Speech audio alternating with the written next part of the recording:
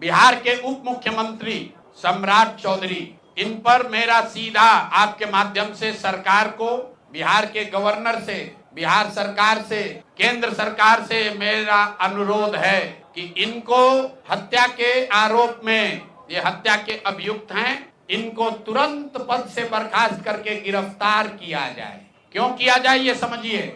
तारापुर में 1995 में 7 लोगों की जो हत्या हुई और 7 मारे जाने वाले लोग कुशवाहा समाज के लोग थे। ये बिहार में जाति की राजनीति करने वालों के लिए सबक होना चाहिए। सम्राट चौधरी कहते हैं मैं कुशवाहा हूँ। 7 लोगों की जिनकी हत्या के ये अभियुक्त हैं, आरोप नहीं है, मैं शब्द बहुत समझ के बोल रहा हूँ। 7 लोगों की हत्या के अभियुक्त राकेश कुमार उर्फ सम्राट कुमार मौर्य उर्फ Samrat Choudhary, Tarapur case number 44/1995, note कर लीजिए। 44/1995 में 7 लोगों की हत्या हुई, उसमें ये अभियुक्त हुए। और जो केस है चीफ जुडिशियल मजिस्ट्रेट को 24/4/1995 को इन लोगों ने डॉक्यूमेंट सबमिट किया। बिहार विद्यालय परीक्षा समिति का एक एडमिट कार्ड सबमिट किया जिसमें बताया गया कि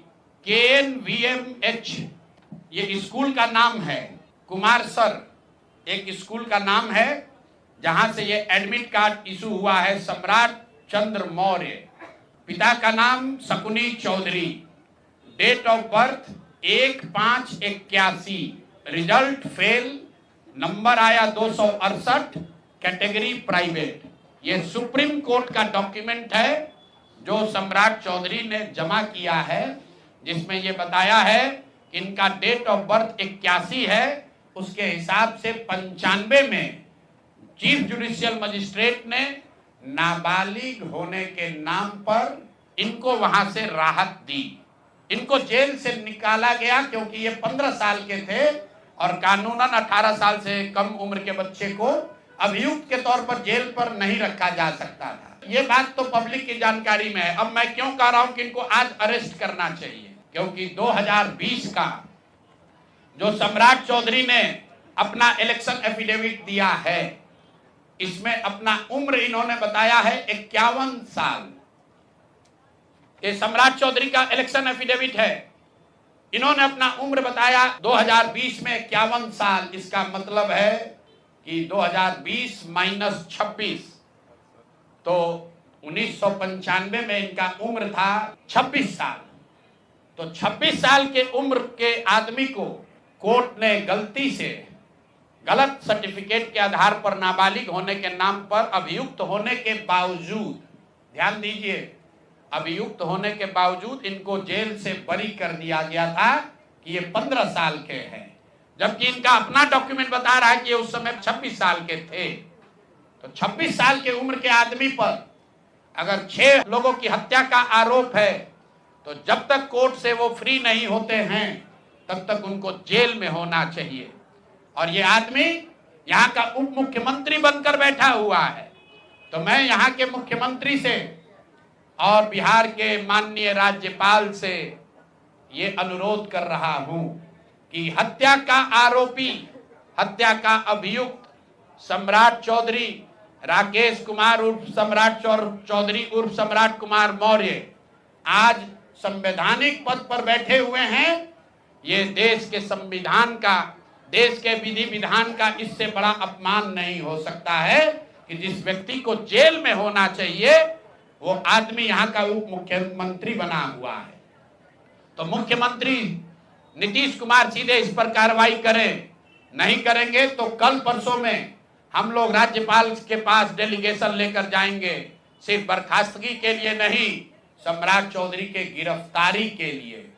पूरा समझिए, मैं कैमरे पर कह रहा हूं, सम्राट चौधरी हत्या के अभियुक्त है, जेल से फर्जी डॉक्यूमेंट निकाल कर बाहर निकले हैं। या तो इनको बर्खास्त करके गिरफ्तार कीजिए और नहीं तो देश में जितने लोग हत्या किए हैं उनको भी जेल से छोड़ दीजिए। ये हालात है, ये डॉक्यूमेंट है आपके सामने। ये सम्राट चौधरी का इलेक्शन एफिडेविट है जिसमें 2020 में उन्होंने अपने आप को 51 साल का बताया है। उसके मुताबिक 1995 में वो 26 साल के थे और कोर्ट में इस आधार पर इनको बरी किया गया है कि ये 15 साल के बालक हैं। तो ये बता दें कि ये हत्या के आरोपी हैं, इन्होंने जो सर्टिफिकेट दिया है वो ठीक है कि नहीं है। बाकी ये भाई साहब जो घोटाला किए हैं अपने डिग्री उग्री में, तो बहुत छोटी बात है। सम्राट चौधरी जो हत्या के अभियुक्त है, 6 हत्या के अभियुक्त हैं, उनको गिरफ्तार कीजिए, और नहीं तो बिहार में जितने लोग अभियुक्त जिनको बनाया गया उनको सबको छोड़िए। इस देश में अलग अलग कानून नहीं हो सकता है। और ये गृह मंत्री के साथ घूम रहे हैं। मोदी जी को हम लोग कल पत्र लिखेंगे कि आपके पार्टी का नेता, जितने लोग भाजपा के समर्थक हैं, भाजपा के जितने लोग नेता हैं, कार्यकर्ता हैं, वोटर हैं, आपके जरिए से सबको बता रहा हूं, मेरे भाई एक बार अपने दिल पर हाथ रखकर सोचो। जिस व्यक्ति पर 6 लोगों की हत्या का आरोप है, जो व्यक्ति 6 लोगों की हत्या का अभियुक्त है, उसको तुम अपना नेता बनाकर बिहार का उप मुख्यमंत्री बनाए हो, और तुम अपराध की बात करते हो, तुम जंगल राज की बात करते हो। तो सम्राट चौधरी को अभी के अभी पद से इस्तीफा देकर पुलिस को अरेस्ट करना चाहिए, और अगर पुलिस अरेस्ट नहीं करती है तो हम लोग कोर्ट में मूव करेंगे, कोर्ट के संज्ञान में बात को लाएंगे कि साहब ये बताइए कि कैसे आपने इनको बेल दिया है, कैसे इनको आप समाज में बाहर रहने की अनुमति दे रहे हैं। और सम्राट चौधरी की अंतिम बात, इनके अपराध की गाथा की, सिर्फ हत्या के अभियुक्त नहीं है। बिहार में पुरानी पत्रकारिता करने वाले लोग, आपने शिल्पी गौतम के रेप और हत्याकांड की कहानी सुनी होगी।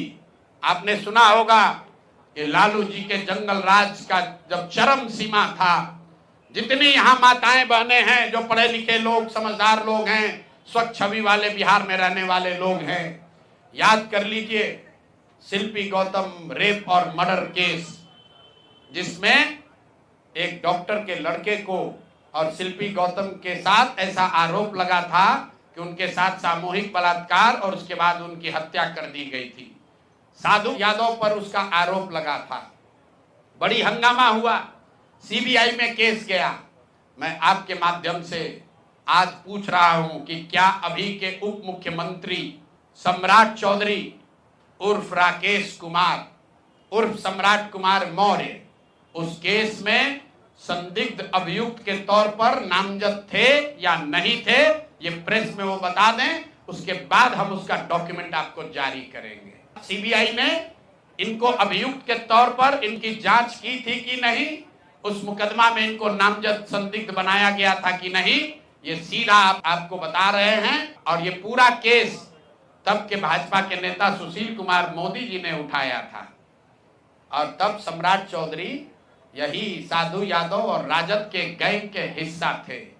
और अब वो बता दें, हम इतना ही बोल रहे हैं, अभी से भी गांधी जी ने कहा है गलती हो गई तो आकर माफी मांग लो, आकर बताइए कि उस केस में आप अभियुक्त के तौर पर आपको सीबीआई ने आपकी जांच की थी कि नहीं की थी, आपके सैंपल टेस्ट लिए गए थे कि नहीं लिए गए थे, आपके उस घटना में क्या संलिप्तता है नहीं है, ये बताइए। उस केस में आपको बता देते हैं, लालू जी का प्रभाव था, साधु यादव को बचाने के लिए केस को बंद कर दिया गया, लेकिन वो केस खत्म नहीं हुआ। पटना के एक एक आदमी को याद है वो घटना।